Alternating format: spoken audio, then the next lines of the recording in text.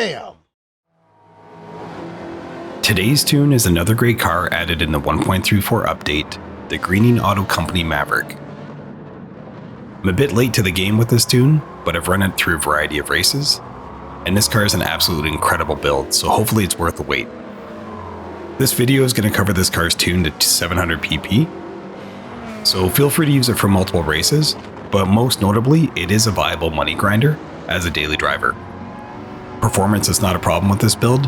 You're going to be faster than anyone else on the track. The biggest challenge with this tune is the fuel economy. So you can go two ways with this build. You can short shift and half throttle on long straights. That'll help you conserve fuel and squeeze out a full 3 laps. Or you can use mid-level fuel mapping and get a solid 2 laps out of it and just pit more often. Overall, I've won with both methods, but I found short shifting and having the options available as I came through the second lap was my preferred option.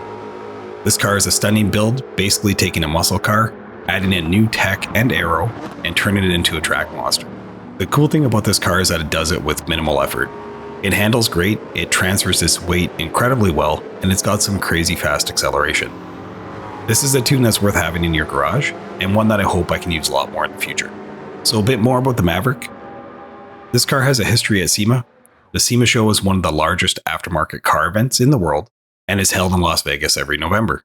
For years, Gran Turismo has awarded a prize called the GT SEMA Award to one lucky car owner. In 2018, this Best of Show title went to the 1971 Ford Maverick built by GAC. The original Maverick was designed as an affordable compact coupe and was built on the Ford Falcon chassis, but GAC took that car and converted it into a monster street-legal hot rod. This car looks menacing at first glance, thanks to the dropped ride height, flared fenders, and custom components. But the biggest changes were under the hood. GAC installed Ford's 7-liter Windsor small block V8, and it also has 2 turbochargers that allow the car to pump out roughly 1,200 horsepower. In order to make it drivable, Maverick added a manual switch to control the logic, so it's controllable on public roads. And in spring of 2019, the Maverick took on a top speed challenge, setting a record of 202.6 miles per hour. This is a fairly rare build, combining both nostalgia and cutting-edge technology, and is packaged in a great looking car that you can drive in GT7. This build just makes it viable on multiple events for you. As mentioned, I've targeted this car to 700 performance points and focused it on Le Mans, but this tune is versatile. It'll work on nearly any track. Once you have the suspension tuned, you can just adjust the tire selection or engine output to get it to qualify for most races. So jumping into the tune details, horsepower is slightly detuned to 1077 and max torque is 843. Weight is slightly increased to help balance out the performance. Acceleration, top speed, and cornering are all improved over stock.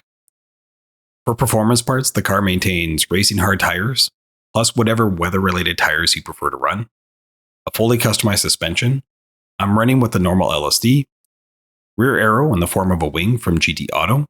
It's got a full control computer, a power restrictor and ballast, a fully customized racing transmission, and this transmission does have some manual tuning to it, and racing components including a muffler, exhaust manifold, brakes and pads, and a brake balance controller.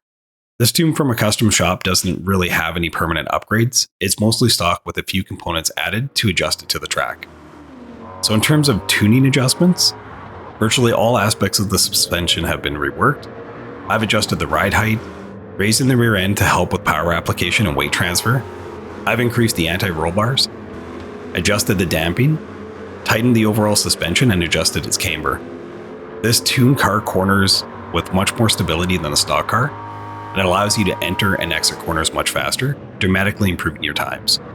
The rest of this tune is basically fine-tuning or adjusting small details like aero or power output to keep it pretty close to stock, but allow us to get under that 700 performance points threshold. The great news here is that reducing the power output not only helps your stability, but the car is so overpowered that you're still going to destroy competition, even with the power restrictor set at like 92%. As I mentioned, the transmission does have some manual adjustments. I've tossed that up on screen now if you want to make these adjustments in game. So overall, this car is great. It's one of the best customs in the game. It looks incredible, and it's got a fairly unique engine note as well. This car is all business, but it's super fun to drive on whatever track you want to toss at it. For the race strategy at Le Mans, this car is a bit tricky. I've preferred running it at fuel mapping 6 to start, short shifting the entire time, and then keeping straights to about half throttle. This has allowed me to get a full 3 laps out of the tank, but you're just on empty as you come through lap 3. It's a great car, but like most muscle builds, that comes at the cost of fuel efficiency. If you run 2 laps and figure there's no way you can make a third, just pit, top up, and go back out. Even pitting every 2 laps, you'll still dominate the race once weather factors in. I've beaten the race with the 3-lap strategy easily, roughly about 40 seconds ahead of the next closest car, and that puts me at pitting twice for the entire race. If you do happen to get rain on the radar, use that to your advantage and crank up your fuel mapping and push a hotter lap since you'll be pitting anyways. This car is available from the brand dealer for $300K. It's a steal at that price. This thing is just incredible. Easily one of the better custom muscle cars in the game, and it just hauls ass. In terms of livery, this one is from the creator on screen, probably one of the best liveries out there, so make sure to share and comment on the post for the creator.